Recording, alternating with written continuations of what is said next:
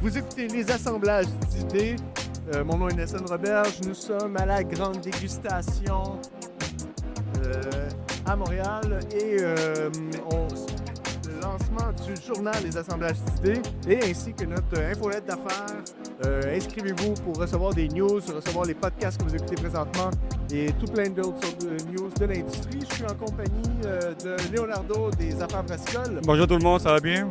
Puis le podcast est commandité par Étiquettes PDF et on fait des entrevues avec des producteurs d'ici.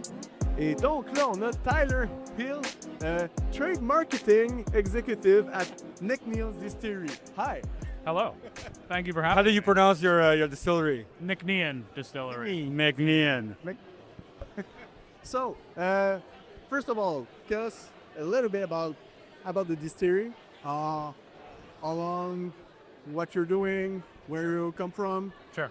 So we started distilling in 2017, first whiskey in 2020, and we really have two big goals with how we go about making our spirit. The first is innovation on the spirit side, so taking all of these steps before maturation to produce as delightful and delicious a spirit as we possibly can before it sees the cask, and then from there we're just adding that complexity and building those flavors. So really long fermentation times. We're the only distillery in Scotland to use 100% organic barley, which lends this really nice body and mouthfeel. Couple different types of yeast we're using, upwards of 5 sometimes in certain experimental blends. And then our cut is quite narrow and quite high. So all of this comes together to produce this spirit that's very light, very fresh, very clean, that we can then put into our maturation program. We have 3 types of casks in our house mix, so STR red wine, a little bit more uncommon in Scotch whiskey, ex-bourbon, and then a very, very small amount of Oloroso sherry, which is really just there to season these other flavors. So the result is these whiskeys that are now likely around 6.5, 7 years old, but have this very clean, very complex, very approachable, even at cask strength, it's very delicious and complex, but approachable whiskey. What do you mean by innovation? Innovation because when people talk about whiskey, we're always talking about like old stuff, old traditions like that. What kind of innovation you guys are doing? So yeah, traditionally with Scotch whiskey, the spirit itself wasn't really so much of a concern. Not necessarily that it was poor quality, but more of the effort creatively and flavor-wise was going into maturation, right? So picking these casks, determining how long they're spending, blending, all of that sort of thing. So by focusing on creating this delicious spirit, we have all these new in Scotland techniques, right? So here in Canada, you're seeing a lot of it where people are playing with different malts, they're playing with different yeasts. That's not really, at least traditionally, the way it's been done in Scotland. So our founder, Annabelle, before she started the distillery, went around mainly on Islay, but a couple different distilleries and sort of just asked questions about how they do things. And coming from that outside perspective, I think she saw a lot of places like, malt and yeast and all these other things that are such an opportunity to build on, right? So I had a very similar experience myself. So I come from beer brewing and I've done it both as a hobbyist and a, quote, professional for a long time. And I know, from experience that those two pieces are super important to creating both the breadth, but also the quality of different styles of beer, right? So by being able to have an outside perspective and see how other people do it, it seems very intuitive, but for a long time it wasn't really how it was done. So that's one of the big pieces that we take learnings from and use it to create this, relatively innovative and new style, but very delicious kind of spirit. Okay, wow. So the other side that we focus on is sustainability. So we have a couple, some very glamorous sounding and some not so much, but to control the emissions of our distillery. So to produce Scotch that is sustainable in the best way that we can. So the big ones, the distillery runs 100% on renewable energy from this biomass boiler that we have on site. So we will do forestry on our property, take those trees, chip them, and then burn them in this biomass boiler, which is very efficient. It produces very little emissions. But what it does produce has a 40-year carbon cycle versus diesel and things like that, which is tens of thousands of years. All of the water that we use in for our condensers is a closed loop cycle that again is on our property, so that allows us to reduce water use by up to over 90%. and then all the water that actually sees the product is from a spring on our Well, was property it as all well. designed since day one? Exactly, yeah. The intent from day one is to produce, sort of the distillery for the future, where we're really being very intentional about all these different processes to make them as sustainable as we can. So our B Corp score, I'm not sure necessarily how many. Yeah, B Corp, we know. B Corp? Yeah. Cool. So we just got recertified this year at 147.6 out of 200 possible points. No one gets really close to 200, but 147 is the highest the distillery's ever scored by a pretty wide margin. Yeah. And a lot of that's coming from our sustainability measures as well. Impressive, man. So many balls can you make a year like that? So we produce about 100,000 LPA, if my math and my memory serves me. So about 250,000 bottles. But obviously, as a small distillery, managing stock and managing the warehouse is a big part of ensuring that we have spirit for the future. So my suspicion is we don't bottle nearly that many, because you have to be a little bit more forward thinking as a small. Especially independent, but very intentional distillery, where we're not necessarily producing as much spirit as we would if we went about it in a more traditional way. It is very impressive, man, because I know Thank it's you. hard, because I did an interview with a brewery here that only uses solar. Yeah. And it's a very hard. I mean, what are you guys doing? It's a lot of points. If you have B Corp plus, you have to make sure that everything is 100% done, or you're going to lose it pretty much. Yeah, no, it's a paperwork marathon I to do know. the B Corp certification, but it's great because also we are measuring more and more of our process. So we were the first Scotch distillery in 2021 to be certified as net zero carbon emissions. That was scopes 1 and 2. So basically, the farming processes from the grain so basically it's cradle to gate is how they measure it. So from the beginning of the product's life cycle to when it leaves our facilities, how we used to measure it. Now we have scopes 1, 2, and 3, so cradle to grave.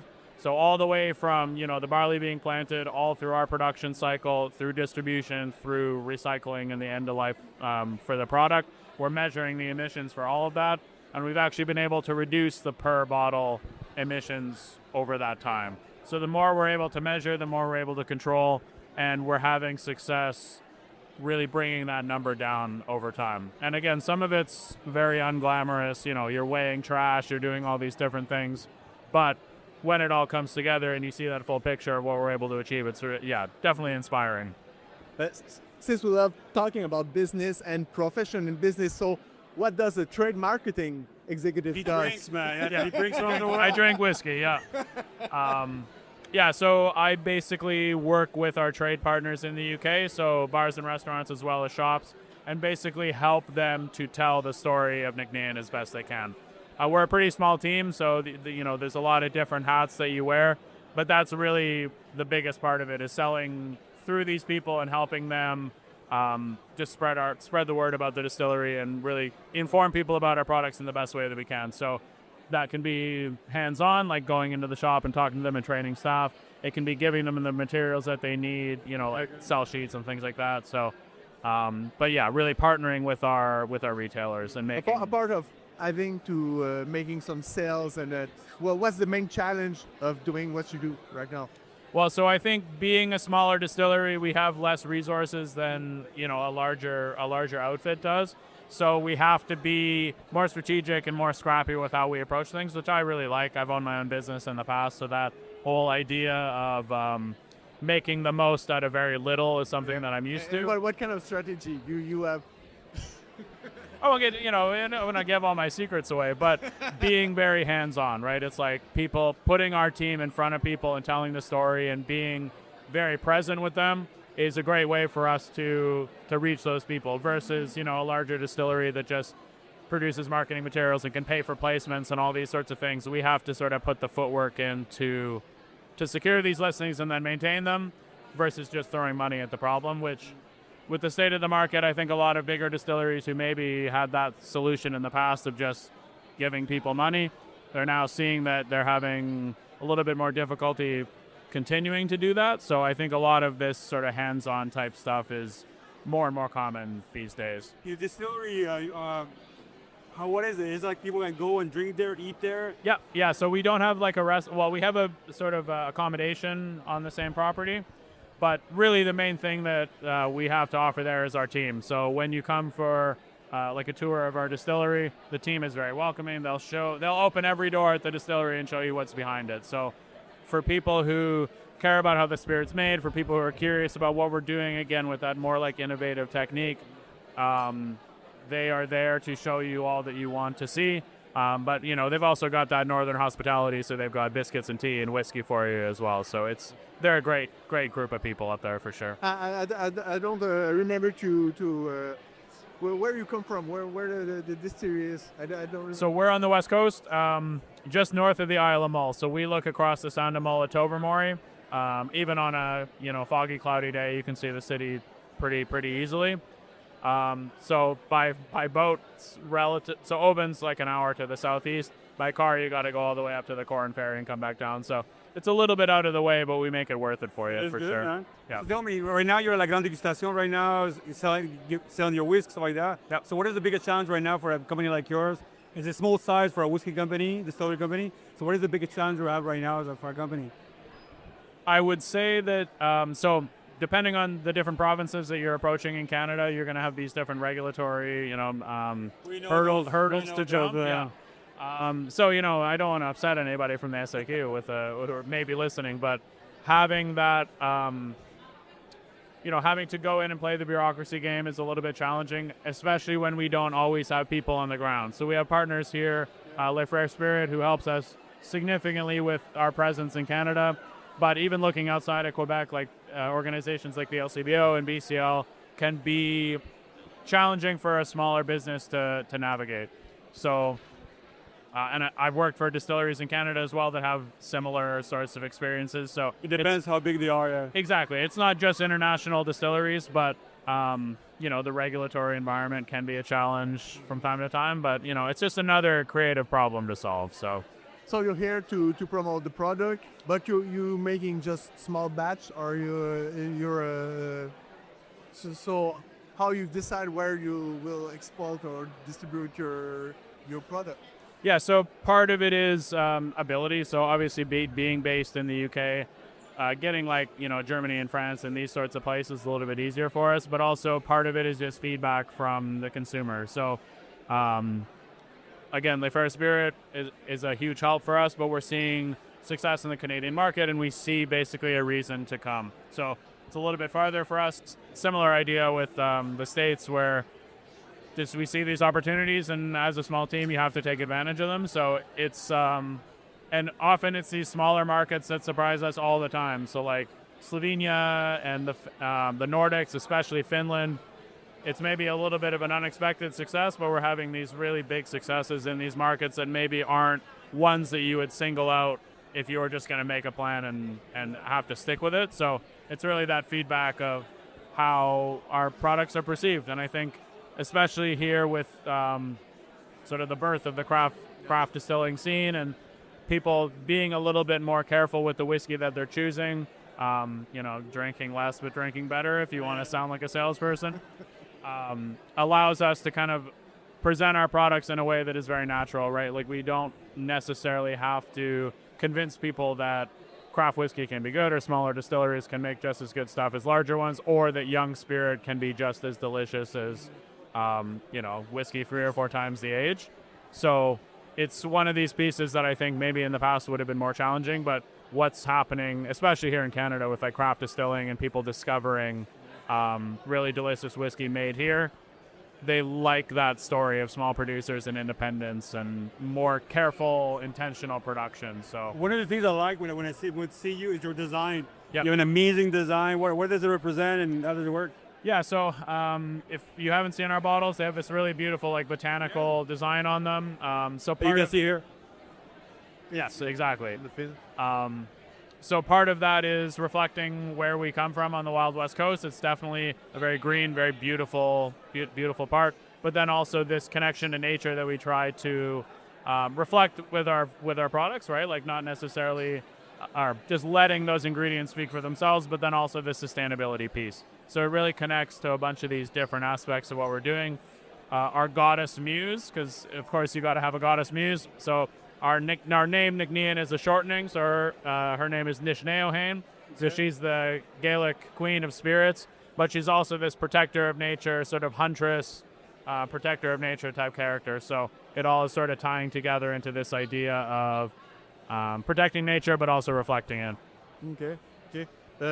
What's your thought about the challenging with the people that drink less, what's going on in the spirits and then alcohol generally globally?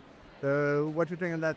Is this affect your business or your way to see what's growing up of the thing? Yeah, so definitely it's affecting us, with everything that we do, right? I feel like, to your point, people are drinking less than they have in the past. That said, compared to peer businesses that we see and talk to all the time, I think we are having a better time of it just because we have so much of a story to tell about our spirits and our distillery. So I think, 10 or 15 or even less years ago, you had a lot of brands who were making maybe delicious product but didn't really have much more to say other than, it's 10 years old and it's from Scotland. So a lot of these sort of more forward-thinking things that we've been working on for a long time and maybe have been, definitely a challenge in the past as well as now, like doing things more sustainably and being more intentional with the product that we're producing. We're able to tell such a richer story, and now that people are being more intentional about what they're picking up, maybe drinking less but potentially paying more for a bottle, it allows us to kind of dampen some of that effect. So I think it shows that being intentional and being forward-looking, even in good times, helps you navigate the bad times a little bit. I think you guys had everything together. That's pretty good, man. Yeah, we try to. That's good. What's going on? What's next for you in 2026? What's your development? What's your next big challenges? Yeah. So 2026, we're going to see a couple new releases. So the Huntress series is one that we always put out in the springtime around April. So it's an experimental series that we do, again, focusing on how we can make the spirit as best as it can be with all these different methods. So if the plan goes forward as it's sort of intended to, it'll be another yeast trial. So introducing a Trappist style yeast, which is very deep, mature, kind of fruity flavors coming from, again, this spirits production side that's being further accentuated with the aging. So I'm very excited to see kind of what comes of that. We also, in the fall, will have another Quiet Rebels release. So that one just launched in the UK this past month. So it'll be an October release. The plan, again, is to create a very minerally, maritime-inspired sort of whiskey. So, again, very early in the process of both of those releases, but I'm very excited to see kind of what comes of that. But then otherwise, just continuing our mission of bringing new people into Scotch whiskey, exposing our brand and our distillery to as many people as possible who, again, are going to appreciate what we're doing and hopefully follow us on that journey. Cool. Nice stuff. Any more questions? I have tons of questions, but I think we're okay right now because you guys are doing a good job, B Corp, all that stuff. I think it's an impressive thing to do, and it's very hard. And you guys are doing pretty well, I guess, navigating with all the problematics, all that stuff. It's good. Yeah, like I said, we try our best. Excellent, Tyler. Thank you very much for your time, man. Thank you, gentlemen. Thank you for taking your time, and thank you for making good drinks, man. Of course. Thank you for featuring us. It's always great to see. Excellent. Alors, je vous invite à vous inscrire à l'infolette Les assemblages d'idées. Le podcast était présenté par PDF, Étiquettes PDF. Et merci beaucoup à tout le monde.